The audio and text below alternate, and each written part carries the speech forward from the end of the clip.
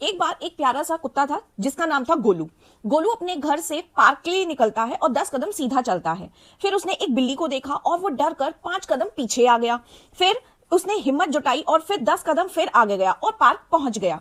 तो अब आप ये बताओ कि गोलू ने डिस्टेंस कितना तय किया और डिस्प्लेसमेंट कितना तय किया। पहले 10 कदम गया, फिर 5 कदम पीछे आया और फिर 10 कदम फिर से आगे गया, तो वो हो गए 25 कदम। तो 25 कदम जो है वो हो गया उसका डिस्टेंस, यानी कि टोटल पाथ। और घर और पार्क के बीच में जो डिस्टेंस है वो कितना है? 15 कदम की दूरी। तो घर और पार्क के बीच में दूरी कितनी है? वो 15 कदम की दूरी है।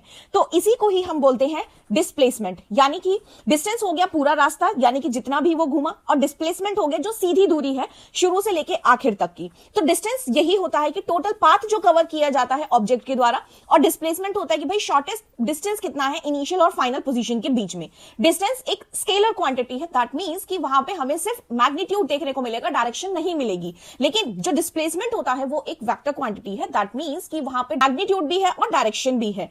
डिस्टेंस में डायरेक्शन इंपॉर्टेंट नहीं होती है, वहीं डिस्प्लेसमेंट में डायरेक्शन इंपॉर्टेंट होती है। डिस्टेंस हमेशा पॉजिटिव रहेगा और डिस्प्लेसमेंट जीरो भी हो सकती है, पॉजिटिव भी हो सकती है और नेगेटिव भी हो सकती है। जैसे कि एक और एग्जांपल, राम जो है वो अपने घर से स्कूल की तरफ जाता है।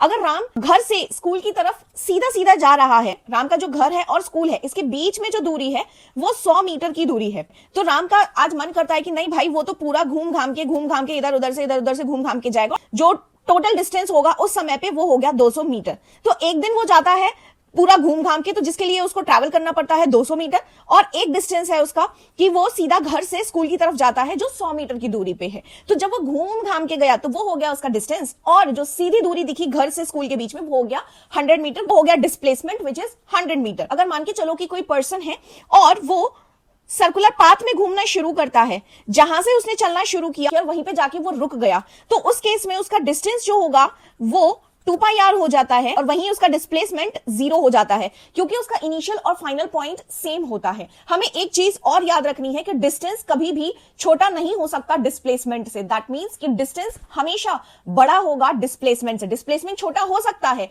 लेकिन डिस्टेंस कभी भी छोटा नहीं हो सकता है।